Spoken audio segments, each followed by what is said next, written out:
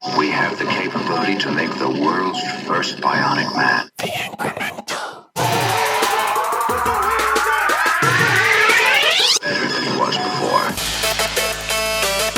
Better, stronger, faster. Stop whining. We're all gonna die!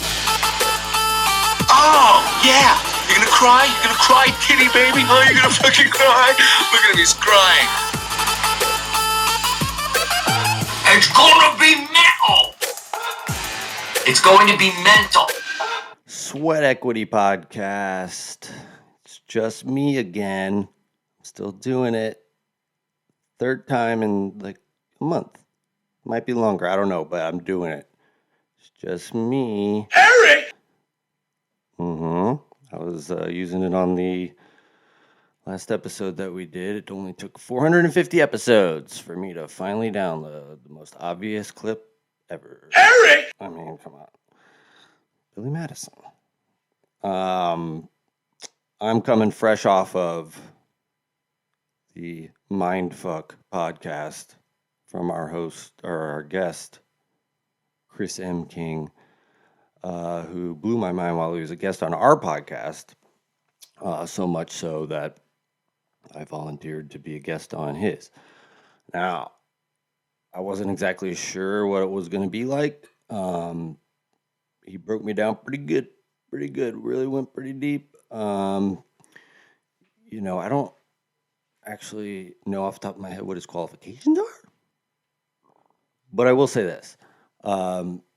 He did, basically I was on there because I feel like I'm in a rut. I went over to the first episode that I did individually, but I kind of laid it all out for him. And,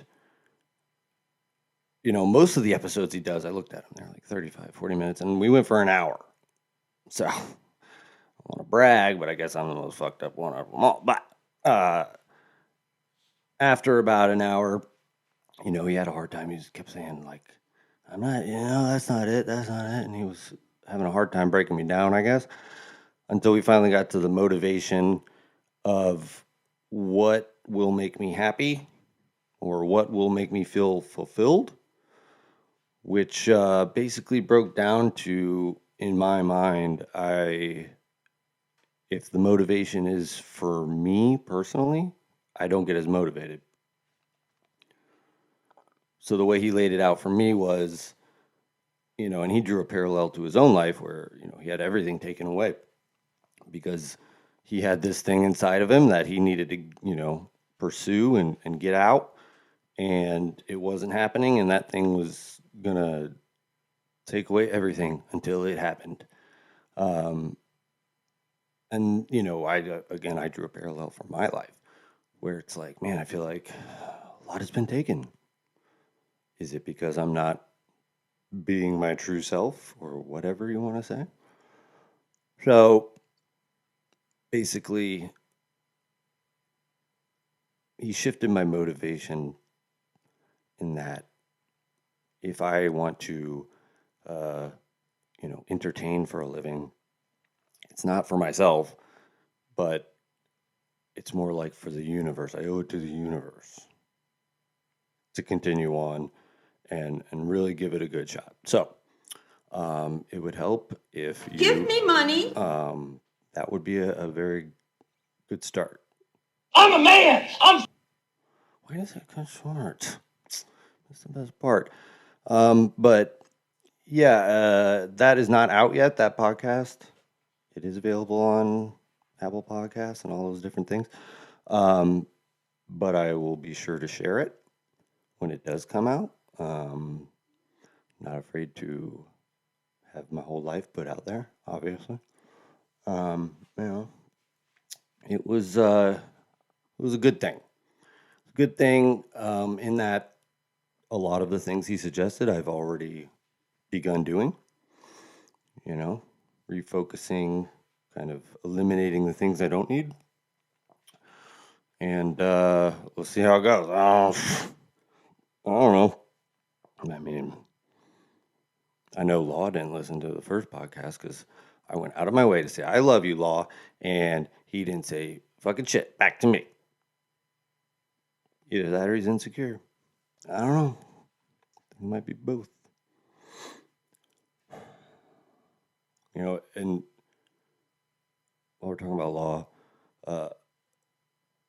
people ask about his outfits and stuff, and I think it's kind of time to like put it out there as to what's going on, because you know there's a plan here. You know, Law has always wanted to become a professional wrestler, and the thing about being a professional wrestler is you got to have a gimmick. You know, Hacksaw Jim Duggan carrying around 4x4. I don't even know what his gimmick was. He's a carpenter. You know, Jake the Snake Roberts. That's obvious. Snake guy. So easy in the 80s. I'm just a snake guy with a mustache and a mullet. So Law is trying to build this persona, guerrilla style, organically. I've told him, in the vein of Jake the Snake Roberts, he needs to add a prop. What that is, I don't know. I'm pushing for a falcon. I think he'd be a great falconer guy. Gets to wear that leather, glove thing. It goes all the way up to your elbow. Falcon flies in. He has a trained falcon, obviously. Falcon can even help in the matches and stuff, you know. Go around and tussle their hair up or something. Nothing serious. It's not real. But yeah, just to put that out there so you can stop asking me. The ways you can help by, you know, thinking of gimmicks for me. I don't think it can really be helped by you, at least. So yeah, just leave it alone with Law and the questions about his outfits, please. I'm sick of it. Anyways, I wanted to somewhat follow up on that UAP report and the UFO stuff in general. So I've actually had somebody, after telling them, I was like, oh, I saw a UFO. They're like, what? No, you can't believe in UFO. I was like, what? Can't believe in it? I mean, people are in denial. And to me, I think, you know, there's a spectrum of what could be happening. But everything on that spectrum, I think, is fucked up. Like, on the one side, there are multiple species of aliens living amongst us and using their technology for this and that and all that, okay.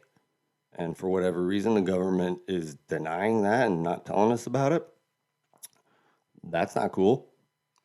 And, you know, that's sort of the direction I'm pushing for, like I'm hoping for. It's much more interesting. Because the lowest end of that spectrum would be what? That it is all government crafts. It's all DARPA. Flying around and making 90-degree turns at 6,000 miles an hour. If that's the case, it's even more fucked up. Because then they've got world-changing technology at their fingertips that they are not releasing to the public. I mean, you know, that to me is hard to believe, just because if technology is that advanced, if they're in possession of that, they absolutely would weaponize it. They would absolutely use it in war, destruction. Think about that. I mean, if you can get something to move 6,000 miles an hour like that, you don't even need explosives. Just blast through there. You know, like it's like the I forget what they call them, but they're basically these. It was an idea they had for a weapon that they would load these giant tungsten rods. If you've never held tungsten, it's like super heavy metal. But they had an idea where they would load these tungsten rods into space onto satellites and then just drop them. No warhead necessary, nothing. Just the speed and weight of it would cause unbelievable destruction. Be like a meteor hitting. So if there is technology made by humans somehow that allows for things to go 6,000 miles an hour, they would use it in the military.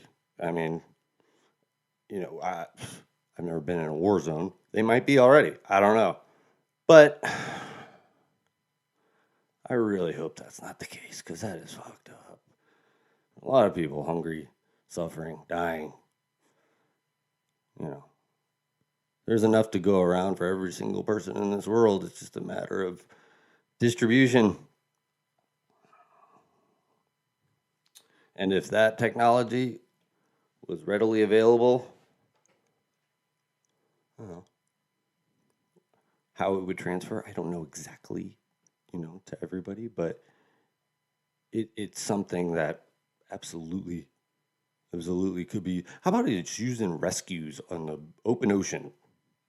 I'm just thinking out loud here. I mean, there's so many reasons why that stuff should be out to the public, but chances are we don't have that. We're not making that. I really would be surprised if, they say DARPA is 20 years ahead. I mean, that's 20 years. It's like about 200 years ahead. And that's just talking about UFOs and the technology. Hey, I don't know if you've paid attention, but they've got motherfucking mummies of aliens. And it's getting straight denied. Mummies. Like, they've done every single kind of scan you can do, every single scopy, endoscopy, whatever you want to call it. They've done it. Not only that, one of them had a fetus inside of it. Look at this, if you're watching. They did the I don't know if it's an x-ray. It looks like an x-ray, but I'm not sure exactly. Doesn't matter. But there is an alien body with weird eggs inside of it with another tiny alien body inside of it. It says they're about 4 inches big. So again, we'll go back to, okay, it's either real or it's fake. If that's fake, if somebody took the time to somehow create unknown DNA into the organic matter of these things, because there is multiple studies showing that there's parts of these things that can't be explained. There's no DNA sequence that we've seen like this on our planet so far. So somebody would be the world's greatest grifter. Go out of their way, make an alien body, put little eggs inside, make a tinier alien body. Also putting all the DNA and making all the bones and little tiny things inside of it the whole time. Like, I get it. You want to be skeptical. But when does it all sort of come to a head? How much more tiny little things that don't have a sure answer do you need to see before you flip the script and say, okay, maybe there's something to this? Do you think it's all people looking for attention? I mean, I will say I've seen a lot of videos that people are like, what is this? And it's like people jumping out of an airplane in formation with flares. Okay. I mean, it's usually quite obvious. But when they see things that are shooting up out of the atmosphere, away from the Earth, what is that? Starlink, it's always Starlink or swamp gas. I mean, okay. I mean, I just want everybody to be informed. when I said they were doing endoscopic stuff, there's a Reddit post of somebody that, if you're watching, you can see inside of an alien body. Clicking through the images now, looks like a very diseased colon in there, but certainly looks like it would be tough to make. A lot of blackness, a lot of darkness, but it looks organic as fuck. Ew, it's all greasy and cracking and all. I mean, and they're not done with it. There's more. They're like slow rolling it. They keep releasing more. They're like, oh, we got another one. This one's named Raphael. And Michelangelo. It's like, pick something out of the Ninja Turtles to name them after. But to me, that stuff is almost the most important situation involved in all of this.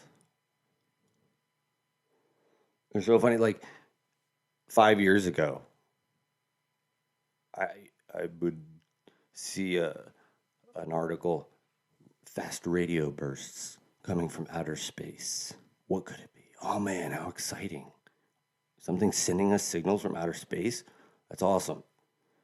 Maybe there are aliens. Now it's like, fuck space. We got this shit going on right here. I don't care about space. That was so 5 years ago.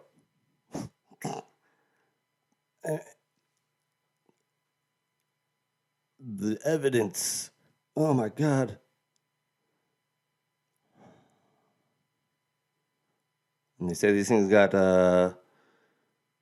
metal implants. You got CT scans of that. Look at this. We're looking at a slow rotating video of a crunched over alien body showing the different implants. It looks like there's 4 on the head, and they look like they are strategically placed somewhat symmetrically. 2 on the sides of the head, 1 on the forehead right in the middle, third eye one, and then 1 on the very tippy top. And it's got a couple in its chest, and 1 on its left arm, and 1 on its right wrist. So,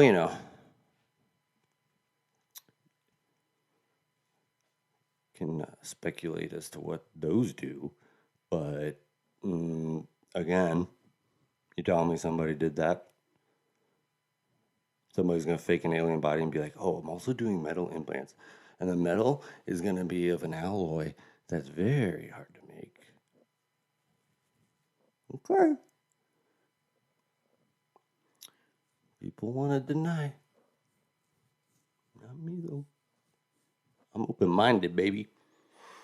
Well, I haven't talked a lot about self-improvement other than my own boohoo story, self-improvement. I think we should close talking about the 5 agreements. I haven't really talked about the 5th agreement beyond trying to correct law when he uses that as a reason to be a dick.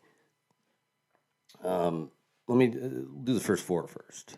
Say them with me at home. Be impeccable with your word. Don't make assumptions. Don't take anything personally. Always do your best. For the record, I did that without looking at it, which I never do. I always forget the 4th one. So, that being said, the 5th one, which called for a whole new book. And I'm going to be honest, once you get the gist of it, it's very similar to the first book, but those are books that you can read over again and it's not going to hurt you, that's for sure. The 5th agreement is listen but be skeptical. So why I'm saying law is a dick is because he sees that and it's like, oh, okay, listen but be skeptical. So that means hear what they're saying and then pick it apart. Not really. That's not what it means. What it means is, if somebody says something you don't agree with or might hurt you, being skeptical means to understand that this person has a whole lifetime of scenarios and circumstances that are forming whatever thing it is they said. And to feel this relief, to feel peace, you need to understand that. You need to understand that, okay, they said things that might even be true about me. They might, you might agree with them yourself. But the reason why they're saying them is because they were hurt in the past and they're not secure with whatever. So it helps to have that fifth agreement in order to sort of facilitate the other four. Mostly, don't take things personally. Because, like I've said, every grown-up person was once a little tiny baby. And, it's a lot of nurture versus nature. Nurture does a lot of it. Something happens to you when you're a little kid can change the direction your life is going, and sometimes it's irrevocable. Irrevocable. Can't take it back.